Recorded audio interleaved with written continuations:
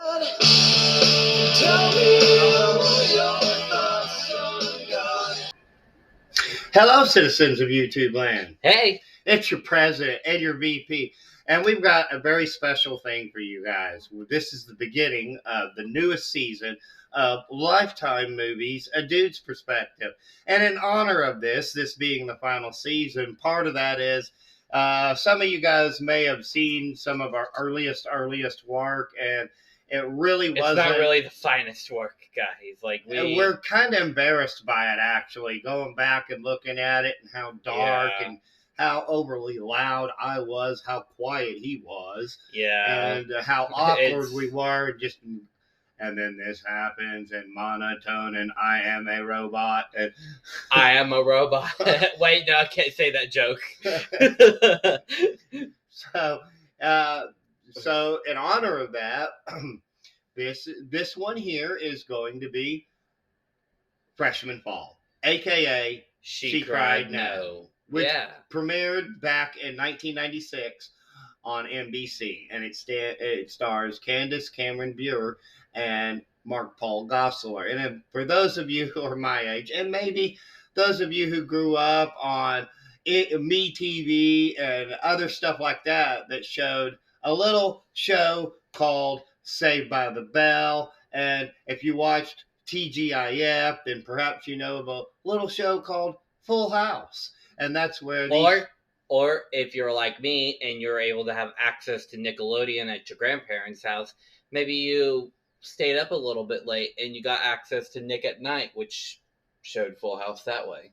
Or perhaps you know her from the sequel series that came out, Fuller House. But with all that being said, let's talk about the movie. So, Candace Cameron, we'll just call her Candace Cameron. We don't have to throw on her last name as well. But Candace, she plays this lady named Melissa Connell. And she's got a brother who's already in college, and he's the head of this frat called Kappa Pi. And Kappa Pi is filled with meatheads. We'll just call them that. Yeah. And for those of you who don't know what that is, that's basically the overly manly, macho, misogynistic frat bro. That's what that is. Yeah, and well, that is where we meet Scott Baker, who happens to be the worst of the meatheads, because he introduces himself right away. But here's the thing: they're all on this rooftop, Scott and his buddies, and they're judging all of the freshman women that are coming in, and they're calling them the ugliest names you can think of that you can get away with on network television, like pig and other just nasty names like that. We won't go into all of it because it's pointless, but it's to show just what kind of a misogynist this guy really is, because we got to call facts facts, and that's what he is. Although Scott is very evil, he is not as evil as this guy. And yes, we're going to be getting to him. We're going to be getting to him very, very soon. So Scott, he takes an immediate liking to Melissa, and Melissa kind of is falling for it a little bit. She's digging it. She's vibing with him, and they kind of hit it off. And he invites her to the kickoff party, where it's kind of a costume party. Kickoff party. So she shows up in a genie outfit with a couple of her other friends, a little redhead, and another little girl named Jordan, and there's this other girl named Courtney. She's pretty important. Yeah. And they're all at this party together, and they're all with the meatheads. And Scott is with Melissa, and one thing leads to another. There's too much drinking going on. Like, super drunk. She's probably she gets DR'd, guys. We'll just say that. And we don't need to spell out what that is. I was like thinking about what's that? I'm like, that. Okay. Yeah. Because of the topic of the movie, it's that. So, she gets DR'd, and Scott he has her way with her. Let's just say that. and she runs out. She's crying. She's disheveled. She's got her clothes. You see all of this where she comes down the stairs. Nobody, meanwhile, absolutely nobody asks how she's doing, if she's okay. They just let it happen. Mind you, the song that they play here is completely inappropriate for the scene. They actually should have played this song instead. No, Mr. Nice Guy. No, Mr. Clean. Yep. Yeah. Because what they Don't you agree with that? Yeah, I do agree with that, because it's almost like we're hinting at another movie we might be reviewing soon. That is featured. That song is featured in. Yeah. A more upbeat film to review, because you don't really have a good time watching this, but you are rooting for Melissa the whole time, because she goes through the classic symptoms, guys. And let me just say this. For those of you out there who have had this particular thing happen to you, you have to go to the police. The VP and I are very much on board with this. Absolutely have to. As much as we crack the jokes, we only do it to lighten the mood, because in all honesty, this is a very serious topic that this movie is trying to discuss, and something that happens frankly all the time in college culture, unfortunately. Yeah, it's still a problem today. It's still an issue, and I think Law and Order SVU, one of our favorite TV shows, who, by the way, that guy we previously pointed out is from, has done numerous episodes on this issue. So to get back to it, though, she exhibits all of the symptoms, guys. She's going through the depression, the anger, the guilt, the denial. All of it. And she keeps seeing Scott all around campus. And she tells him, hey, you raped me. And he's like, no, I didn't. And there's this big I did not rape you. Yeah, we have to say that because YouTube won't let us say the other word. So yeah. So with that, it tends to escalate. And she finally admits to her brother what happened. And her brother, meanwhile, because he's the head of the fraternity, and they've been pulling these things all along, the Jello shots, the excessive alcohol, the loud music, the turn the no into a yes. Yeah, no, that's just, yeah. Yeah. And he's like, I did not do that, I would never stoop that low, and it's like, she goes to the police, right? But it's almost like 3 months later, and so the police is like, listen, he's probably going to get away with it, so you got to take it up with the university. So they go to the university, and finally she's got her brother. She's got her family on board, because we're kind of skipping over a little bit here. Yeah. But she finally gets to the university. Now, Scott, he's figured it out, too. He manages to put on the woe is me, I didn't do this, I'm just innocent, I cared for her, I hope that she gets the help that she needs. It's all recorded, which is important. Yeah. And so after that, Michael finds out that he did in fact do that, because he sees a particular picture of the party and sees that his sister is all disheveled. And so Scott, he's supposed to be the protective big brother, right? So he bursts into, Michael, he bursts into Scott's room, starts beating the crap out of him. Yeah, he waylays him. Scott's like, you broke my nose. And he's like, come on, get up. Stand up, fight. So and he's just like... Scott immediately tackles him like a bull, because he barrels into him head first.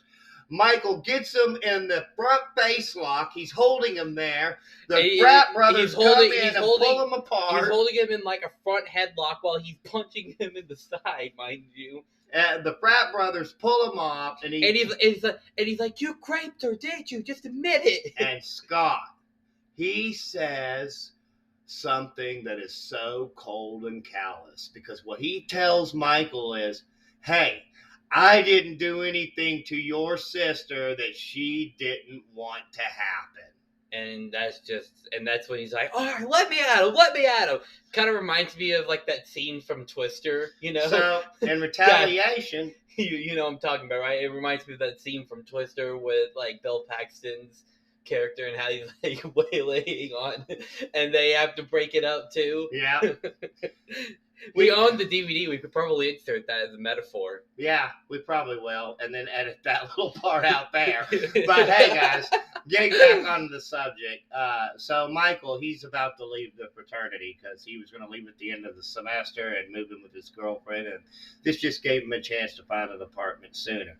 So this other dude who had basically been in charge of photographing and videotaping all the parties, he shows Michael all of this. And what he'd said before, they have the photographic evidence of some stuff that had happened.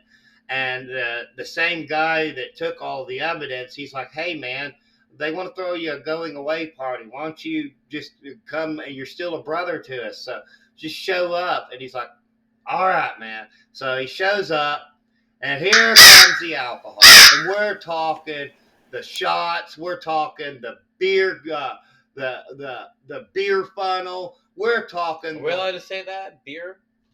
Well, yeah, I would hope so. Okay. I don't know. You two might be like, hey, no, you can't say that. But anyways, yeah, they got that out. Let's just call it apple juice for now. A funnel appears. We'll just say that a funnel is involved. Funnel of apple juice. A funnel is involved at this party.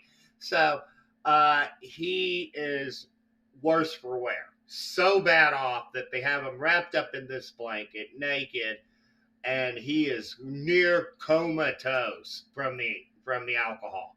And let you get away with this. Dad, you can't say alcohol. It's apple juice. He's near comatose from the apple juice. Okay, near comatose from the apple juice. All right. So listen, I've seen Rumi, okay, and he has to say apple juice on his channel.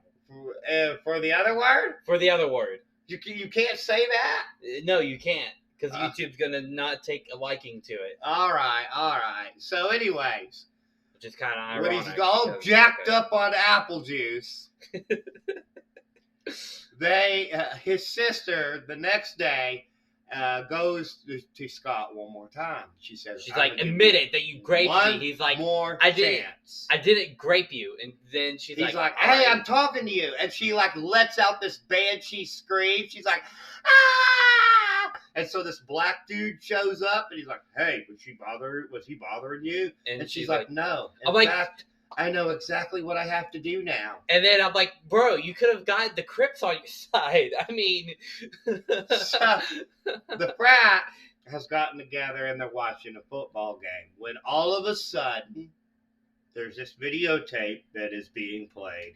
And it's Scott. And he's giving us every opinion. He is. Okay. And we'll show a picture here. Scott has a little bit of the Eddie Haskell syndrome going on. What's the Eddie Haskell syndrome for the audience who doesn't know? Those of you who may not know, Eddie Haskell syndrome is where a main character pretends to be a likable character in front of a certain group of people, but when he or she is around another group of people, that's their real self. See, and the reason why it's called that is because on the show Leave It to Beaver, Eddie Haskell was this perfect angel around the adults, but when he was with the kids that he hung out with... Yeah. So, yeah. And then she shows it, and he's like, one of them says, hey, you want me to turn it off? And he watches it for a minute, he's like, turn it off. Turn it off. Now, it's kind of anticlimactic, guys, what happens here at the very end, because Scott comes into the classroom, and he sits down, and one of the other guys that looks at him for a second is next to him, and he looks next to the other guy, he's like, screw this. So, it's like that he's in an island all by himself, right? And that's basically how it ends, that he's isolated and alone. Kappa Pi gets shut down. We get a crawl message, a text message at the end with a statistic about acquaintance gripe. Which, by the way, the word acquaintance is actually misspelled. Yeah, because, So now we get to talk about other things that we learned while we were doing research. And that is that, first off, in the goof section, we find out that in the scene where Candace has the genie outfit on, she has sneakers when she shows up, but she's carrying sandals when she walks back down the stairs. It was obviously from another woman that Scott had raped. Probably. Also, that's a dark joke. Also, when this little girl Jordan is being carried unconscious up the stairs, the song "The Macarena" is playing. But when Stacy looks at the footage later on, while the same Stacy, do you mean Melissa? Yeah, Melissa. Excuse me. That's because we're going to redo another one, another redo later. So yeah, I kind of confused the characters for a second. They're both played by the same person. But Melissa, she looks at the video and it's a different song playing. So, and here is somewhat of a disturbing bit of trivia for you. So Mark Paul, he grapes Candace in this movie, okay? And she fought alone, okay? Candace Cameron's on-screen boyfriend from Full House grapes Mark Paul Gosselaar's girlfriend from Saved by the Bell. This happens in that movie. Yeah. So there's that, guys. So with that, listen, and now we can move on to the final ratings and reviews. And I give this one a solid 4 out of 5. What say you? Also 4 out of 5. It's a very well done movie. It's very well directed. It is a bit old. It will show its time. It's going to be a bit difficult to find on like higher resolution. So you're going to maybe be able to find it on DVD and VHS. We found it on Tubi this time around. Last time I think it was Lifetime Movies that we found it on. No, it was on Tubi again. Oh, wow. Well, there you go. Yeah. So, yeah, you can find it on Tubi if you're interested. And if you had seen the previous review, you'll see that this was night and day. So, literally. Yeah, literally. But as always, if you have seen Freshman Fall and you believe that it is the worst Lifetime movie of all time, then clearly you have not seen. I don't know.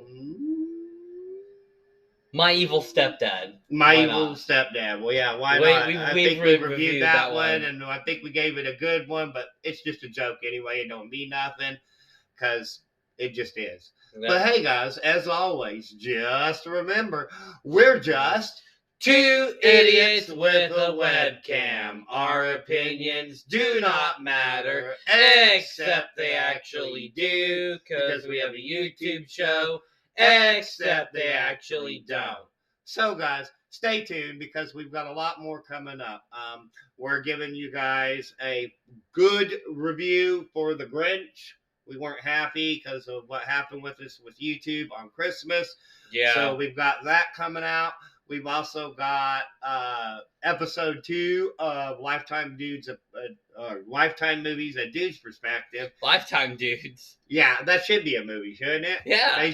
Lifetime. Get on that. It doesn't. You can literally make it about anything you want. And the next Lifetime movie, guys, is a real special one because it's going to feature Reba McEntire and Reba McEntire's The Hammer. So, yeah. And also, in case you haven't figured it out yet, we've got a big editorial video coming. Now, what it is, we've been dropping hints. We're not going to give it away here just yet. So. Yeah, here's another one. I like that guy. He's a cool guy. In fact, I think he might win the debate. I don't think so. I really don't. Nah, I think. But we'll leave it at that. And with that being said, guys, there's only one thing left to say, and that, of course, is peace and love from Denny and Son. Bye.